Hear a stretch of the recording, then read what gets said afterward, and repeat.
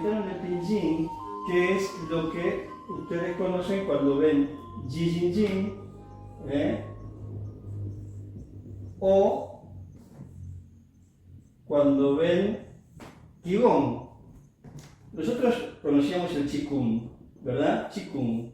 ¿Por qué? Porque suena parecido a Qigong. Y van a ver que en algunos lugares hay incluso libros que está como Qigong, ¿no? Porque es aproximación sonido. Entonces, un francés mira esto y dice, ¿será Qigong o será otra cosa esto, ¿no? Bueno, y así un montón de Tai Chi Chuan, qué sé yo, algunos ponían con C, otros le ponían SH, otro K. Bueno, entonces el pinyin, ¿qué hizo? Poner una forma de escritura común a todos los idiomas que no fueran chinos. Entonces, Kung se escribe Gong, y se puede decir Qigong porque no somos chinos. Entonces, si acá dice Qigong, podemos decir Qigong. Porque si decimos Qigong, se aproxima, pero tampoco lo pronunciamos bien. Es muy probable que un chino digamos Qigong y no entienda qué le estamos diciendo, ¿no? Entonces, los que dicen Qigong no está mal. Y el I Ching Ching sería escrito como escribíamos antes, como nos suena. I Ching Ching. Perdón. Ahí. I Ching Ching. Así nos suena, ¿no? I Ching Ching. Tai Chi Chuan se escribe en pinyin y suena más parecido a Tai Chi Chuan, ¿no? Esta es la forma Sinen. Sinen se dice Chinen, Chinen. Y se escribe Tinen. Yo le dije Tinen todo el tiempo, porque es como decían los chinos. Si, Nen. Y esto se pronuncia Chinen. Pero si nosotros decimos Sinen, como los españoles que dicen Wi-Fi en vez de Wi-Fi, o ya que peal, está bien. Si no sabes el idioma, ¿por qué no leerlo como está escrito, ¿no? Pero entonces, esto va para que sepamos eso, que Qigong y Qigong son lo mismo, uno escrito en pinyin y el otro fonético, y esto, por ahí I Ching Ching así escrito en pinyin no nos dice nada, pero escrito así, sí nos dice, es que lo mejor porque agarró el temblor, Ching Ching. Si lo escribo así, me va a traer referencia a algo conocido. Fíjense, si yo lo escribo así y saco el del medio, ¿qué queda? I Ching, le suena todo, I Ching, ¿no? I Ching, I es cambio, ¿no? I Ching es tratado, libro, algo que refiere a este tema. En general se traduce como libro tratado. I Ching es el libro de los cambios, el libro de las mutaciones, ¿no? Y este está más evolucionado, este es un ideograma, pero evoluciona de un pictograma más antiguo, que es el Sol y la Luna, que es el resumen del cambio, ¿no? El ciclo de permanente mutación, día-noche, día-noche, día-noche. Entonces, I Ching, bueno, ya entendí, tratado del cambio, ese es el libro de los cambios, el I Ching, los 64 hexagramas que resumen la realidad, ¿verdad? Bueno, y en el medio, ¿qué le falta? Esto, que sería, lo traducimos como músculo, tendón, y es más todavía que eso, es toda la estructura física, ¿no? Todo lo que refiere a la estructura física, porque incluye el conectivo, ¿no? Es decir, cuando decimos músculo, tendón son las cadenas miofaciales, ¿no? Lo que nosotros conocemos ahora como cadenas miofaciales, y es muy interesante que, bueno, esto tiene 1500 años, este tratado y esta rutina. Y cuando hablamos de tendones para los chinos, hablamos de mucho más que lo que se creía en Occidente como tendones hasta hace unas décadas, ¿no? Esa parte mecánica que ayuda al músculo y se inserta en el periósteo y conecta músculo con hueso, y gracias a eso nos mantenemos y nos movemos, ¿no? Pero en realidad lo que es el tejido conectivo es justamente la conexión que nos da una mirada holística también de lo físico, es decir, que lo corporal también responde a un principio holístico donde todo está conectado, por eso es tejido conectivo. En términos mecánicos y estructurales es un poco lo que la tensibilidad describe, ¿no? Donde hay una cuestión dinámica y hay piezas rígidas conectadas por piezas móviles, y en realidad un esqueleto, cuando vemos un esqueleto, no nos representa la realidad del organismo, sino que todas esas piezas que están sólidas, los huesos, están conectadas por piezas móviles y es permanentemente dinámico y hay una tensión dinámica y armoniosa y equilibrada que mantiene todo eso en funcionamiento. Eso ya es interesante y es revolucionario en términos de estructura y mecanismo de movimiento y sostén, ¿verdad? Pero además, la mirada china desde hace miles de años agrega lo energético. ¿Qué pasa? Ese tejido conectivo conecta todo, pero no solo en lo estructural, sino en lo energético. Todo lo que son los impulsos bioeléctricos, el chi, que va por los meridianos, va en realidad por sectores de mayor conductividad de ese tejido conectivo, de ese tejido miofacial. Los meridianos, les llamo meridianos porque son realmente líneas que no tienen una morfología, pero ojo, corre una corriente, entonces son canales, sí, son canales, por eso se le dice canales, pero también se les llama meridianos porque en una disección no aparecen y no van a... No es raro escuchar a algún médico que dice, pero eso de la medicina china, no es real, yo lo escuché. Yo he hecho un montón de disecciones y jamás apareció un meridiano. Claro, no son canitos, no son cables, no aparecen, ¿no? En el tejido muerto que estudia la morfología. Que la medicina china se sacó el sombrero cuando empezó a ver la medicina occidental el conocimiento tan profundo que tenía en lo anatómico. Es tiempo de que, yo creo que ya está pasando, la medicina occidental se saca el sombrero al conocimiento que tiene la medicina china de lo energético, porque ese tejido vivo, ¿no? El tejido muerto no aparece todo esto, ¿no? Entonces, esas zonas de mayor conductividad son como una corriente de agua en el mar, es decir, la corriente de Humboldt, la corriente del Caribe, ¿no? Del Golfo, es agua dentro de agua, y sin embargo es indudable que hay una corriente, ¿no? Cambia la temperatura, hasta puede variar la salinidad y cambia la dirección, en un movimiento, ¿no? Determinado. Eso es los canales de energía. Son sectores de mayor conductividad bioeléctrica que el doctor Zhang Yunming, que es ingeniero además de maestro de Qigong, tiene esa doble mirada, ¿no? Occidental, racional y de todo el conocimiento ancestral. Y él dice que el pensamiento, porque uno de los axiomas del Qigong es que donde va la mente va la energía. La energía sigue a la mente. Por eso es importante que se establezca la mente de agua. La mente que expresa la voluntad consciente, que no es rehén de las emociones como la mente de fuego. Una mente dispersa no puede guiar nada, la energía está tan dispersa como esa mente, ¿no? Cuando la mente se enfoca, la energía va ahí donde la mente se enfoca, donde va. Dice el doctor Zhang Yunming que la mente establece una diferencia potencial, que hace entonces que esa corriente eléctrica vaya de aquí a aquí, ¿no? Está bueno, son formas de entenderlo de una manera más habitual para nosotros, ¿no? Porque esa bioelectricidad no va por canitos, no va por cables, va por sectores de mayor conductividad.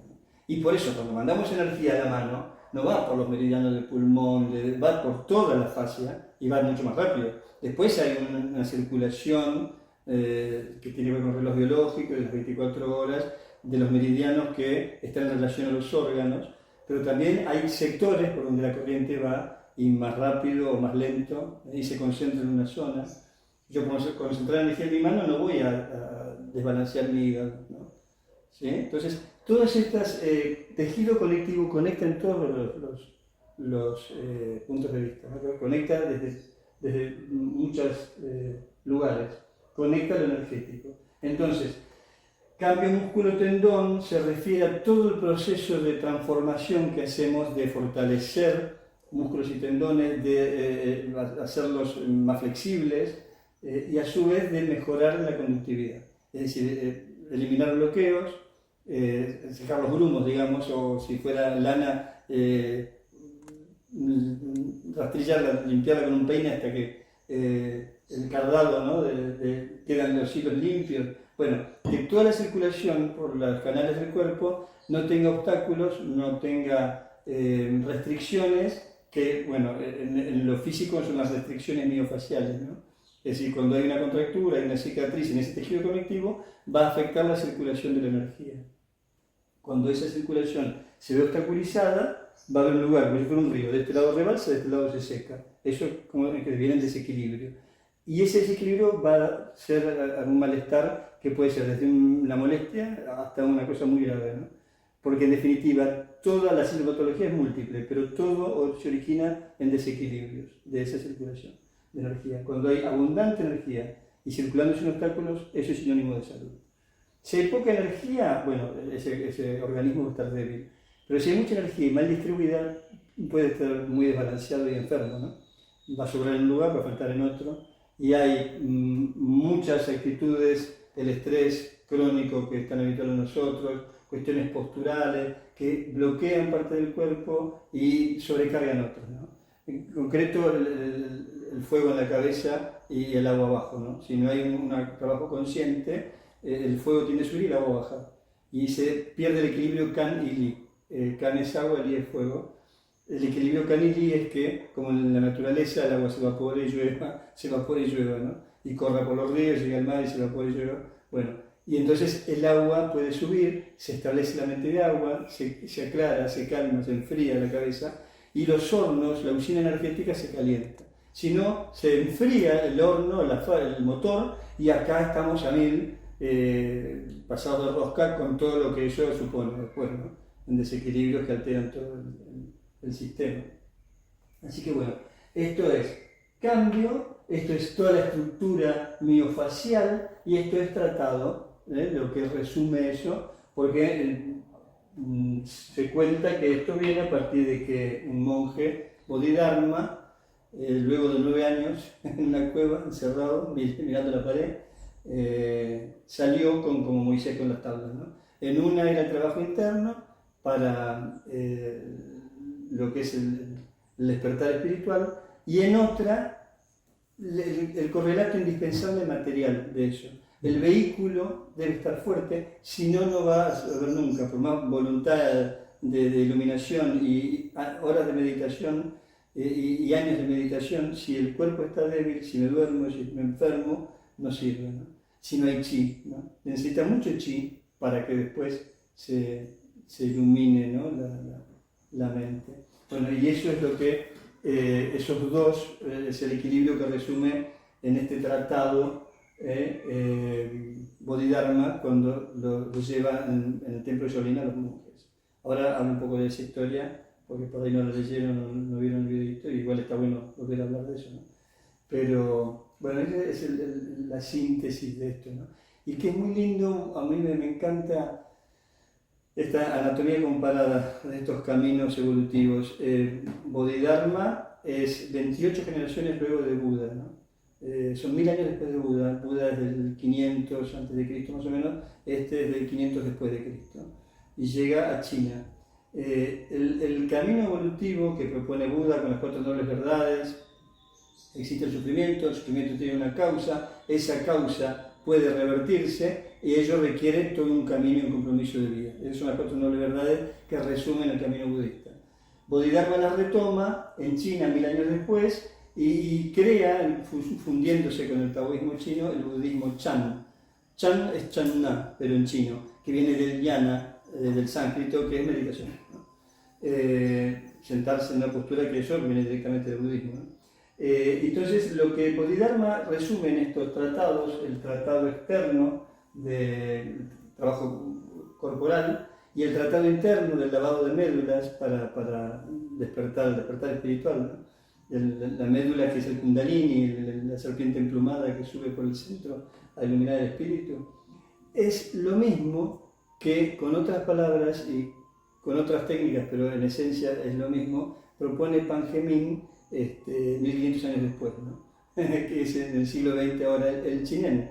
Los 6 niveles, los 6 pasos del Chinen podrían resumirse, hacerse una analogía con esto. Los primeros 3 que son popularizados y los que hacemos todos, y hasta en YouTube los encontrás, el 1, 2 y 3, es el Chin Chin, es la parte del cuerpo. Hay que fortalecer el cuerpo, hay que tomar chi, hay que sanar. ¿Para qué? Porque si el cuerpo no está sano, ni hablemos de poder seguir evolucionando. Y los siguientes 3 niveles, el 4, 5 y 6, son meditativos, son internos, no están popularizados porque no hay mucha gente, no hay una masa crítica capaz de absorber eso como para poder en algún momento ocurrirá, pero no todavía. Bueno, ese es el 4, 5 y 6 de Chinen, de Pangemin, son el tratado interno de Bodhidharma. que se dice que se perdió, pero en tradición oral sigue vigente, pero claro, no se puede dar así y aprender, es muy interno, muy profundo y bueno, requiere otro compromiso de vida, ¿no? En cambio esto es más asequible, más accesible a todos y es un camino a la salud, está genial, como los primeros 3 niveles de Chinen. Primero hay que estar sano, si no, no podemos hablar. Bueno, estar sano, estar una vida de buena calidad de vida y obviamente también los objetivos y también como encontrando, ¿no?, una escala de valores más en sintonía con la naturaleza y con el universo, ¿no? Y entonces se establece un campo de chi, empieza a haber una sintonía con la conciencia universal, con toda una propuesta muy interesante que lleva a estar más sano y ir arribando a la mejor versión de uno mismo, ¿no? Tanto en el I Ching como en los primeros 3 niveles de Chinen. Y después viene ya una búsqueda, bueno, de despertar, salir de la identificación con los pensamientos, con el ego, que ya es un trabajo interno, ¿no? Pero digo, es interesante porque no es arqueología o letra muerta esto. Tiene 1500 años, pero sigue vigente y lo genial de maestros como Pan Gemín es que lo traducen como es médico además y científico, nos es más entendible, ¿no? Bueno, son distintos momentos, ¿no? Lo que crea el budismo Chan, que crea Bodhidharma, que por ahí no les dice nada budismo Chan, pero cuando llega a Japón se transforma en budismo Zen, es lo mismo. Y budismo Zen lo conocen todos. El Zen se hizo muy popular, quizás después de la Segunda Guerra Mundial, ¿no?, cuando Estados Unidos y Japón estuvieron con más cercanía, y después hay muchos como Alan Watts, D.T. Suzuki, muchos grandes autores, filósofos que trajeron a Occidente todo esto, ¿no? En cambio, el budismo Chan, en mucho menos tiempo hace que China se abrió y uno empieza a empaparse en estos temas. Pero es exactamente lo mismo. El Zen nace del budismo Chan. Bodhidharma es el patriarca del Zen. El budismo Zen, como le dice Gerardo Butt, productor del Dalai Lama, Zen. El Zen nace con Bodhidharma, que es esta fusión entre el budismo y el taoísmo, ¿no? Más experiencial, menos teórico y muy práctico y hacerse Zen, sentarse y meditar, meditar y meditar. Y todo nace con Buda, lo que es budismo. Entonces dicen que si bien le da este giro Bodhidharma de lo que es el Zen como más austero, más pragmático, en realidad Buda, en todas las enseñanzas que dio, muchos años vivió Buda, que se murió con los 80 y pico y a los 30 y pico se iluminó y después se quedó como un bodhisattva, ¿no?, enseñando y transmitiendo. Y dicen que entre las enseñanzas que dio Buda, un día, o sea, hace 2500 años, 1000 años antes de Bodhidharma, una de las enseñanzas que daba a diario, con todos sus discípulos presentes, en vez de dar un sermón y hablar, no dijo nada. Tomó una flor y la mostró. La mayoría, y codeando la otra, ¿por qué no habla? Bueno, y uno sonríe y lo mismo. Ese era Maya Kasyapa. Porque Bodhidharma es digamos, el origen, ¿cómo se dice?, el primero del linaje del Zen. Pero en realidad Maya Kasyapa sería el primero que entendió esa enseñanza sin palabras, ¿no? Y se lo mismo. ¿Vamos bien? Bien. Es interesante decodificar que estamos diciendo, ¿no? Pues esto no dice nada, pero aún, seguro, pero aún Ji Jing Jing tampoco dice mucho, Ji Jing Jing. En cambio, I Ching, yo conozco el I Ching, cambio, libro de cambio, entonces bueno, ya está. Es el cambio de esta estructura física, el tratado de estos cambios, el método para hacer esta modificación, esta optimización de mi estructura física, para que el vehículo esté en las mejores condiciones posibles para todo lo demás, lo que termina ahí, ¿no? Tanto Bodhidharma como Pan Gemín proponen que el camino siga hasta el despertar espiritual, hasta recibirse de Dios.